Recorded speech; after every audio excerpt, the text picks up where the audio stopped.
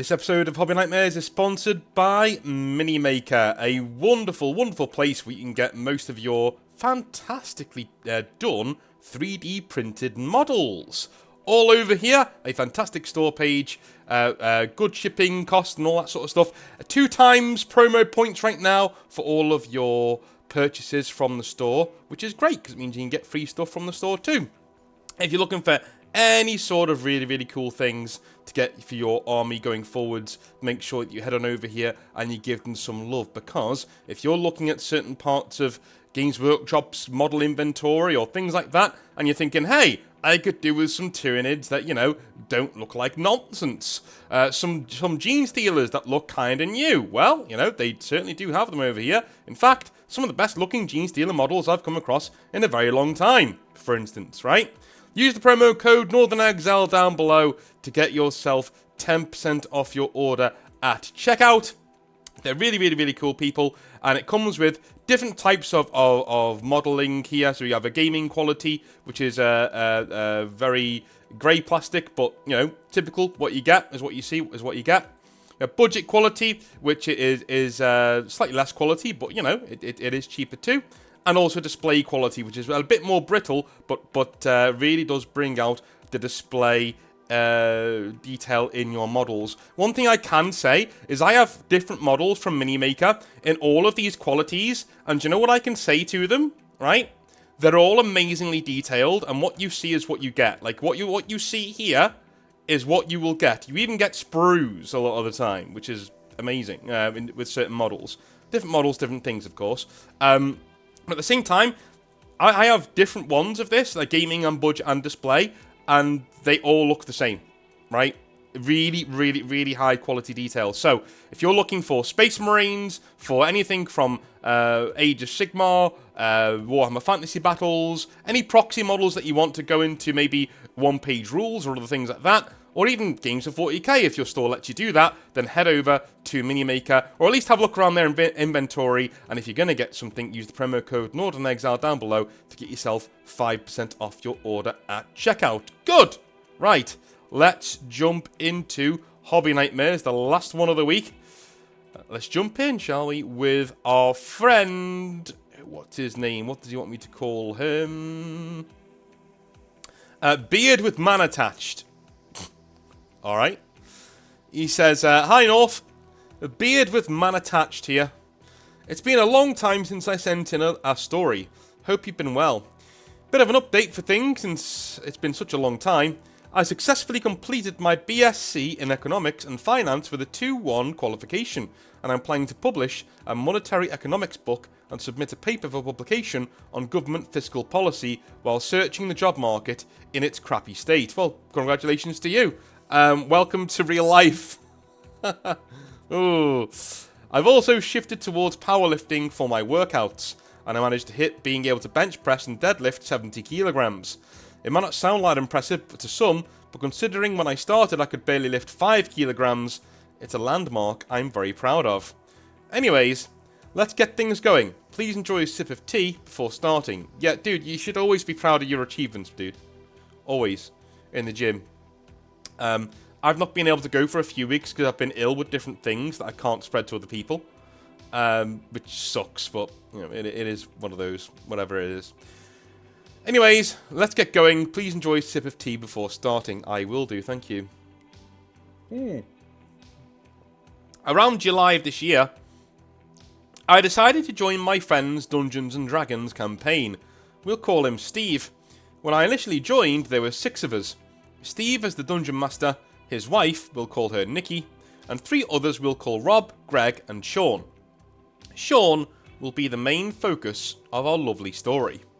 Nikki plays a tiefling warlock called Zerith, Rob plays a human barbarian called Jeremiah, Greg plays a halfling bard called Tarnath, Sean plays a Loxodon cleric called Herish, and I played a paladin who's an elf spirit trapped inside the armour of a person called Sigismund. Okay, cool. Please, when you're doing role-playing campaign stuff, right? I've heard of different Hobby Nightmares doing different things. make sure that your characters who are going to be appearing in your Hobby Nightmare are all called the same thing. So, you know, you've told us that they're called this and that and stuff, you know what I mean? So say, so Greg is playing Tarnath, the Halfling Bard. Okay, well, from now on, just call him Greg, not Tarnath, because it'll confuse people. You do, though, so your Hobby Nightmare is of good standard, but other people, just remember. When I first joined, I was a bit reserved with the role-playing aspect, since the last time I played was a bit of a piss-take mini-campaign that myself and 3 friends were mostly drunk for. I played a morbidly obese flying midget. That's a tale for another time, though. I eventually came out of my shell with the roleplay thanks to Sean. Due to him playing his character in a big, over-the-top way, it helped encourage new players to embrace the roleplay aspect of the game, and would always help if I was confused about rules. Overall, he seemed like a chill stand-up guy. Our group doesn't take itself too seriously, and has turned what was once a one-time joke into a recurring character, known as the BDSM Squirrel. We often call our sessions ADHD&D, since a lot of members do have ADHD and will become distracted, and Steve, as the DM, will work those into the story to create interesting outcomes and consequences for those actions, whilst not letting things drift too far away from the overall story he came up with. Dude, I have to say, I'm glad you're having a good time. I'd be running away from this table within a few seconds. I'd be like, nah, no. Let's all swing on the chandeliers. No, I'd be like, nah, no, man, I'm out. I'm out. You guys have fun. I'm going to go over here. As the campaign went on, we all started to pick up on things Sean was doing that were a bit irritable. For one, he would start to try and control the direction of the campaign and act as the DM for the game, trying to tell Steve what to do. On other occasions, he would roll a dice and then change it to a result that would achieve the outcome he wanted, which Steve would ignore because he didn't want drama at the table. Then Steve's fault. Hobby Nightmare over. It's Steve's fault. You let a player just say, oh, I rolled a 6 there, but anyway, I'm going to change that to a 20 because I want to do this. No. No. No, you don't get to do that, sorry. Because everybody else is playing by the rules. If you don't want to play by the rules, leave. Don't be here. Don't play this game. Do you know what I mean? He would also delve into main character syndrome by not letting other characters speak to NPCs we met, and therefore limiting how they interact with the world. It pretty much became the game of Sean and friends instead of D&D. Recently though, Steve messaged me and other players privately and said his last straw with Sean had snapped, and he was kicking him out of the campaign at the end of the session. It wasn't because of his behaviour in-game, it was far worse. Please enjoy a sip of tea before I dive into Sean's disrespectful actions. Okay. Steve messaged us, saying he was... haven't you just said that? I'll read it as written. Steve messaged us saying he was kicking Sean at the end of the next session. At the end of the session? Because Nikki had come to Steve at the end of the session, shaken, and told him that Sean had stood outside her bedroom door and watched her through the gap as she undressed from her work clothes. When she noticed him, he just skitishly said he wanted just to say hello and scurried off to the bathroom. Steve didn't just want to kick him out, he wanted to outright embarrass his character and Sean himself. Steve told us his plan and made up a story for Sean that he would be out until 5 PM and not to turn up until then, when in reality we were all there at around 3 PM. This was to make sure Nikki had time to get out of her work clothes without fear of Sean trying a second time.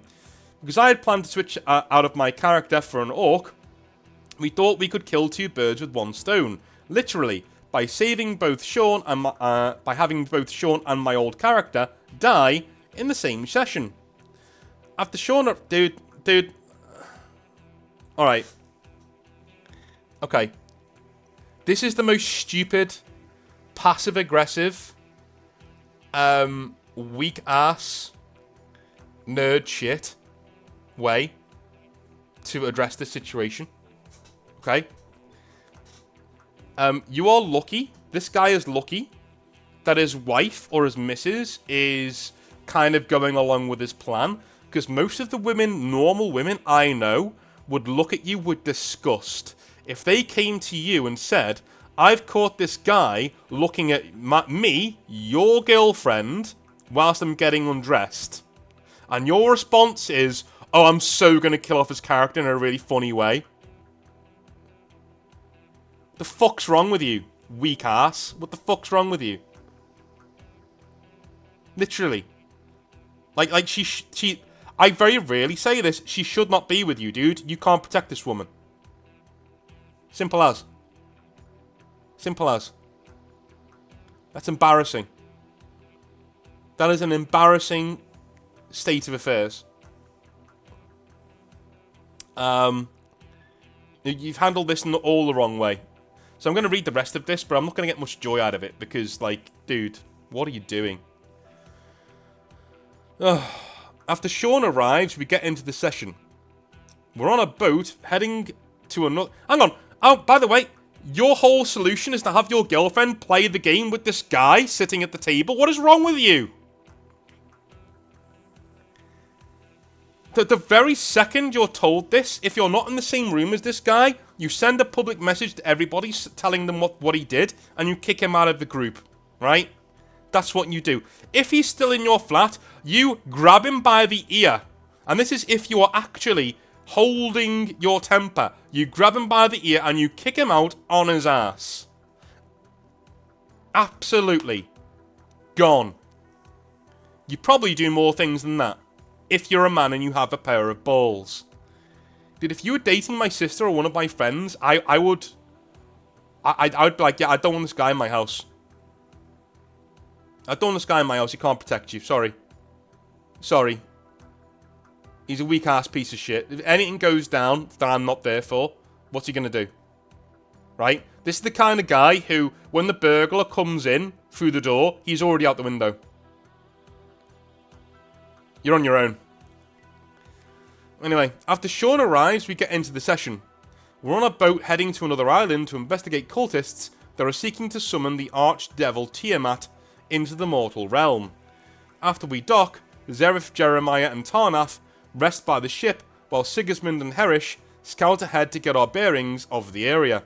Yeah, you've started using character names again for real-life people, please don't do that.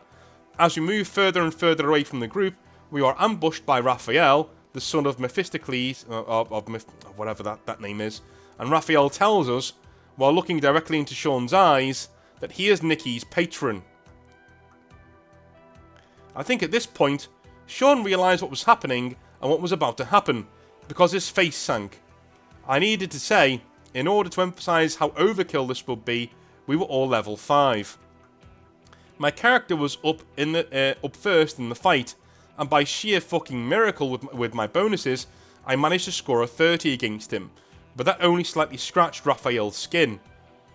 Such a good effort from such a righteous creature, but not enough, said Raphael, as he grabbed my character by the head and burned him from the inside out, killing him instantly. Sean tried to use his hammer against Raphael to no avail, as Raphael grabbed Herish's head and then slowly pierced his fingers right into his head, crushing his skull until there was a loud pop as the Loxodon's headless body dropped to the floor. Sean had a look on his face that I can only describe as an autistic cow that just shat its pants. Steve took one look at Sean and said, "And that is what happens when you perv over my wife. Now get the fuck out of my house, Sean." Yeah, dude, he's not the hero of the story, I'm sorry. Fuck Steve. Steve is not the hero of the story. Steve's an arsehole who shouldn't be, who just shouldn't be in a relationship like this. After Sean left, there was a bit of awkward silence because nobody realised how brutal Steve was going to make it, to which I decided to try and break the awkwardness by jokingly turning to Steve and saying, "Dude, I'm so turned on right now." In the next session, we brought in my new orc character called Gorguts. While Gorguts is an orc and has a brute nature to him, he's also a bumbling twat and takes joy in trolling people to believe his own bullshit. And because of this, he has a strength and charisma of 20 and with a bonus of 9. and it's resulted in a lot of laughs in the past few sessions.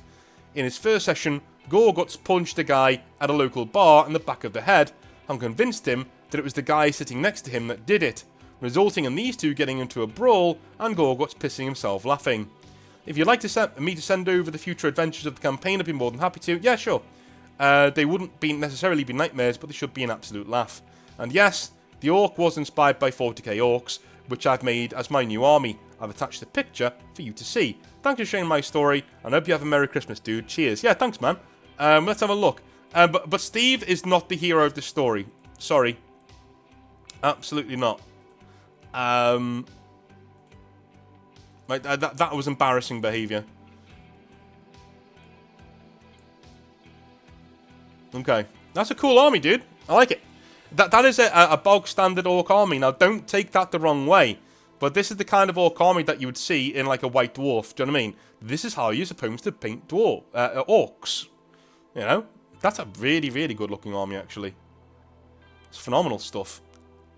Well done. Dude, you've clearly worked very, very hard. I'm going to leave them on for a bit. Alright. Next Hobby Nightmare is up.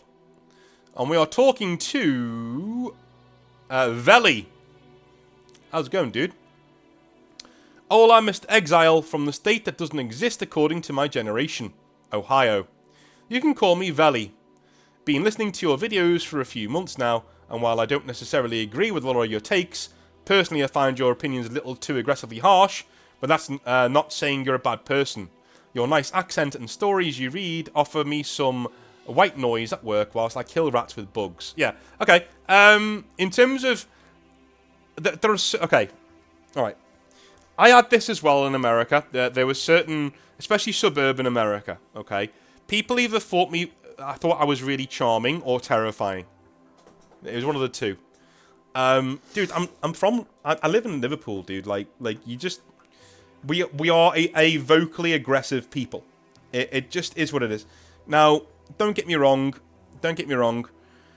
Whilst I'm vocally aggressive on here, if you met me in real life, I'm just normal. Like, I'm not going to be, like, having a go or, you know, things like that. And unless you ask me for an opinion, then I'll probably give you one. But, yeah. There are certain parts of being in the Northwest that I don't like. And that's, you know... People from Liverpool tend to think that they've got this, Liverpool sense of humour that they're born with. Yeah. Liverpool people, in my opinion, are some of the most unfunny people on earth. Why?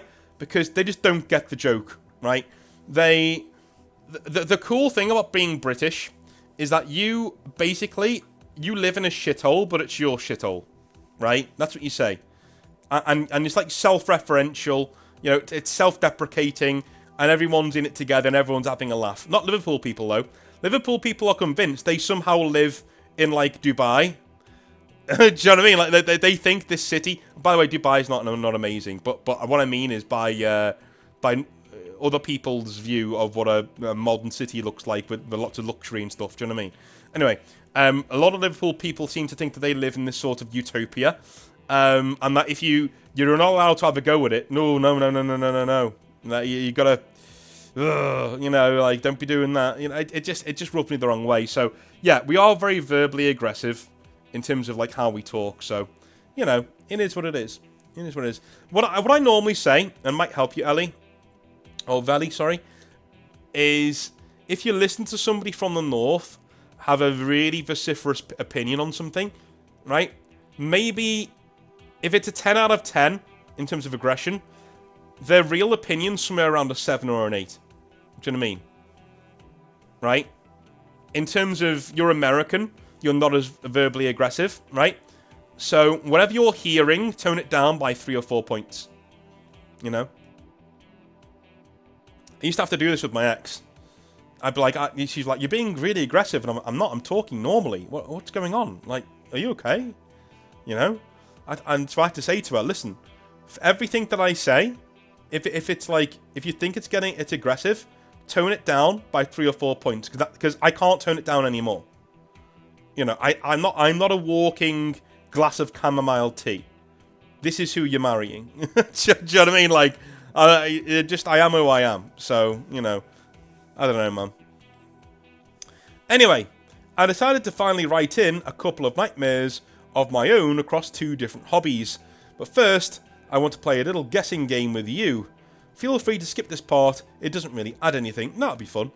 I just thought you might get a chuckle out of my choices of armies. A bit about myself, as I said earlier. I kill bugs and rats for a living, and I've actually fallen in love with the bugs I have to deal with. They're fascinating to me.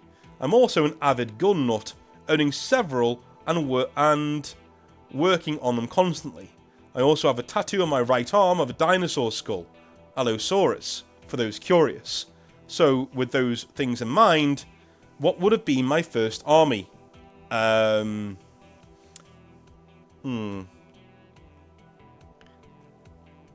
Tyranids. Probably Tyranids. Or Guard, if they're exterminating Tyranid, that kind of thing, with lots of flamers. That's right, World Eaters. Nah, dude, if you're going to play this game, the answer has to be somewhat, linking to the clues you've given. In no way, shape or form are the clues you gave there leading towards World Eaters. Yeah, I know, a bit of an odd first choice. Now for my second army, I looked back at my roots. As a kid, my favourite toys were always small. Lego figures, T-Rex, that could fit on a 32mm base, things like that. So what army fits someone obsessed with things with all things small? Do you know what, I'm not even going to bother because it's going to be something weird, isn't it? Imperial Knights, of course. My third and fourth armies aren't much better. Imperial Fists are my favourite Space Marines, and I'm not exactly religious, but I went Iron Warriors and Word Bearers. Fair enough. Okay, on to the actual nightmares. I'll start with the more recent, as it was less of a hobby nightmare and more of a, dude, could you not? A few months back, I was at my local game store to play a few games of 40k. At the shop that day were a couple of guys who weren't new, but weren't too regular, and haven't really shown up too much since. One of them was a fairly experienced tournament player. We'll call him Jensen. The other was a newbie to the hobby we'll call Mike. I had shown up to the shop right at around 11 with my World Eaters army, ready to take some skulls for Khorne, and Jensen was my first opponent. He brought Dark Angels and we had a hell of a match. It was bloody, but Khorne did not favour me in that match and I lost pretty hard. But I took it within my stride and chalked it up to he's simply a better player. Then Mike shows up with his 1,000 Suns looking for a game. Mike and I had played once for a demo game, so I'd already given him the win once, and the nails were biting that day, so I started setting up the board for a 2,000 point game. We rolled for deployment, and I start setting up my jackals on my home objective. This is where Jensen pokes his head in. As I said, Jensen is a tournament player, and his main army is 1,000 Suns. He immediately starts instructing Mike on where to place his models for his deployment. This is fine, I thought. A little coaching is okay for a new player. Once everything was deployed, we roll for first turn, and Mike gets it. Once again, Jensen pops up with, "You should move this unit over here. Now move him to be within 6 inches of that unit. You're going to want these guys over here," so on and so forth. A little wary of what was going on, I let this go too. Dude, if a guy's doing this, you're not even... The new player isn't even playing the game or having fun at this point. Then came the shooting phase. And you guessed it, Jensen starts telling Mike exactly how to use his units, in which order, which Cabal rituals to use, everything. And at this point, I had to pipe up and ask, hey, who am I playing here? My army had taken a sizable chunk of damage, and Angron was already dead. Still, I played on. It was my turn after all, and maybe I could swing back and take some skulls to tip the scales in my favour again. I moved my units up, shot what I could, and failed all of my charges. Turn 2 comes around, and Jensen once again dictates everything Mike should do. I'm tabled. Now North, I'm not opposed to an experienced player coaching a newbie. That's fine, I get it. But I would have preferred if Jensen had instead gone, hey, here's what this unit does, here's what this unit is really good at, these are your Cabal spells, and left it at that. Show Mike what he has available, then let Mike make the decisions as the general. Again, not a huge hobby nightmare, just kind of an annoyance. Dude, I think we're going to disagree there. I think that is kind of a big hobby nightmare for the first of your two. That is bullshit. Like, he should... That's crazy. I would have stopped that halfway through turn 1. Been, you know, probably been a bit annoyed. Like, sorry, who am I playing? You asked the right question. The problem is, you didn't ask it. Do you know what I mean? You asked me, like in this hobby nightmare, you said, well, hey, who am I playing here? You literally asked the direct right question that would have even... I would have put Jensen between a rock and a hard place. He either backs off or admits he's being a dickhead. That's exactly the question you should have asked. Hey, guys, just want to ask, who am I playing here? Am I playing the guy whose army this is, or am I playing you? Because I've already played you. Right? You're a really good player. Now I want to play somebody at my level, so do you mind going away? Thank you. Right? That's all you needed to do. All you needed to do. And you didn't even need to do it as harshly as I did it. Just say, hey guys, just need to say, who am I playing here? Is this a 2v1? Because I'll play differently, but like, you know, who am I playing? Then Jensen's got a decision to make. He either sticks there, sticks to his guns, and admits he's being a bit of an arsehole by, you know, doing this guy's army for him, takes the mask off, or he leaves. You know? Anyway. Story number 2. This one takes place over a decade ago, when I was living in Jacksonville, Florida, so I apologise that I don't remember all of the details. At the time, I was living with a couple who did a lot of LARP, live-action role-playing games, specifically in the World of Darkness setting. Oh boy. Oh boy, it's one of them communities. There was a day for werewolf, a day for changeling, and a day for hunter, and of course, a day for vampire. Soon enough, I also got into the LARP, as it was something to do outside of the house besides play World of Warcraft. Now, before I go further, I need to make something clear. I'm a bisexual man, and at the time I was single. So, when I go to my first vampire game, I rolled up a psychiatrist Ventru, donning a suit I had originally bought for a buddy's wedding, minus the tie, a red button-up shirt with a black coat. I wanted to be as evil as all hell, and boy was I. I mean, this psychiatrist Ventru was not helpful to his patients, saying things like, and I quote, "Have you considered that you were the cause of your parents' divorce?" He fed off of people's anguish. It was a blast. But as a new player, I still had a lot of questions of what I could do, how the game worked, what I was allowed to do and what not. And I had to be bound to another vampire. Enter Tim, which is also, which is also my actual name, which made this whole thing even more weird for me. And no, I don't care if you tell people my name. Okay.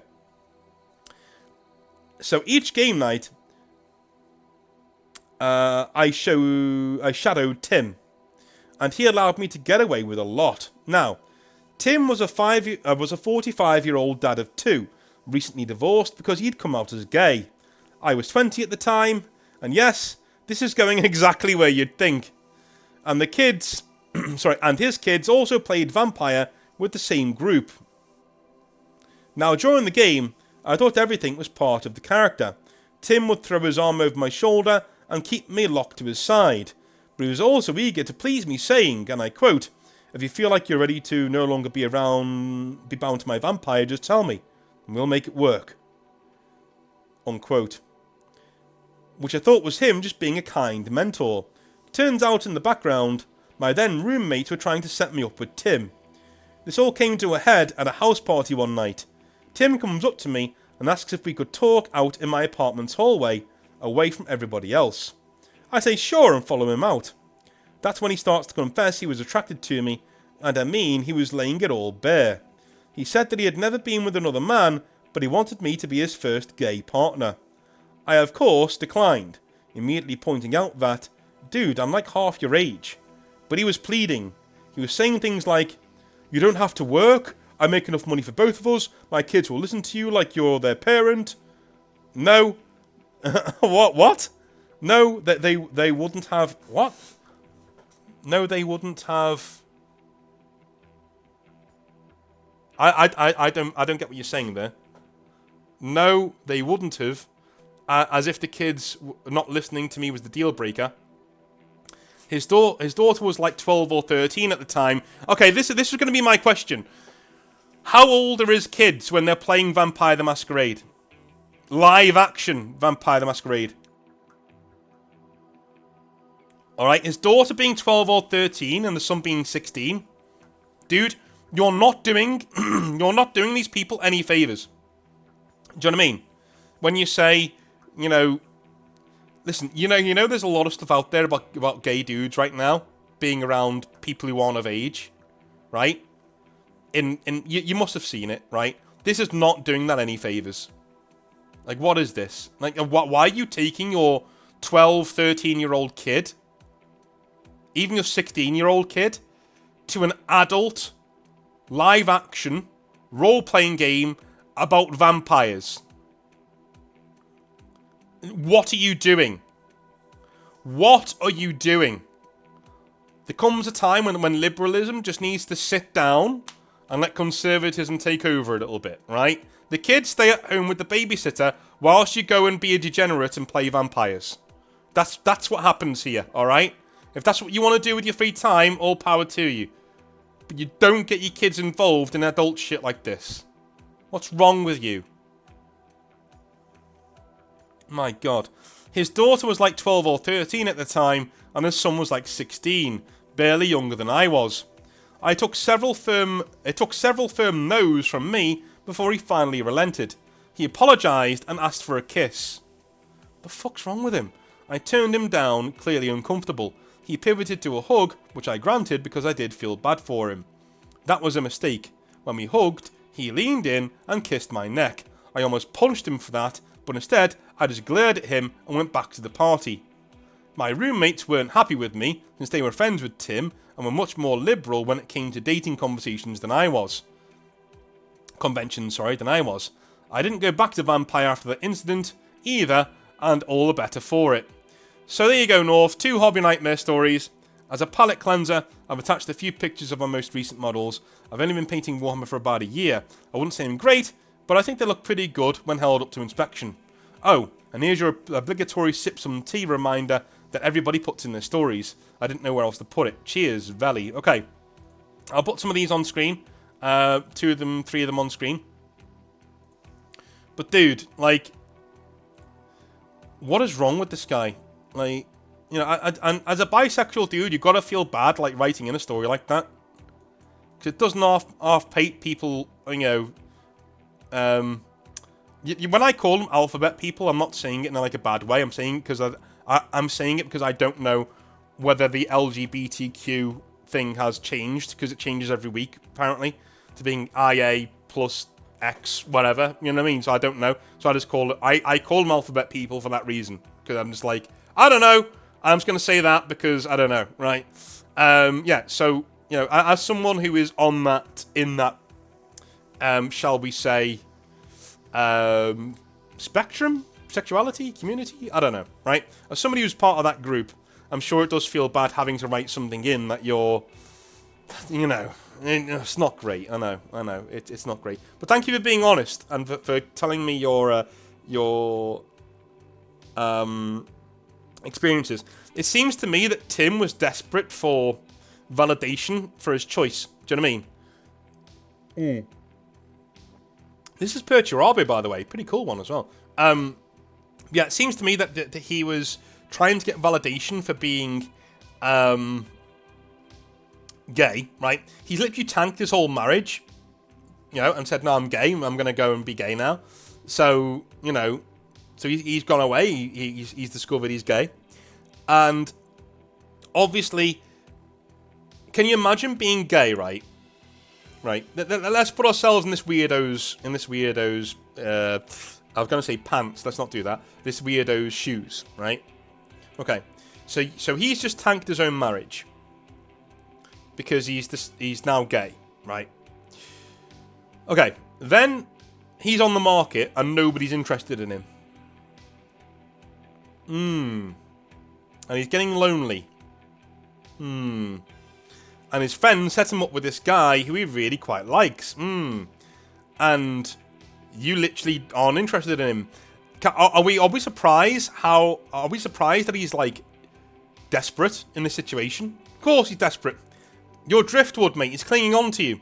By the way, I graxed these down a little bit more, the skulls, and then dry brushed them in Ushabti bone. Okay? Rest of the model looks amazing. But yeah, he's clinging to you like driftwood, man. This guy's drowning. He's tanked this entire situation. And he's screwing his kids up too by taking them to a... What is that LARP event doing, allowing him to do this, by the way?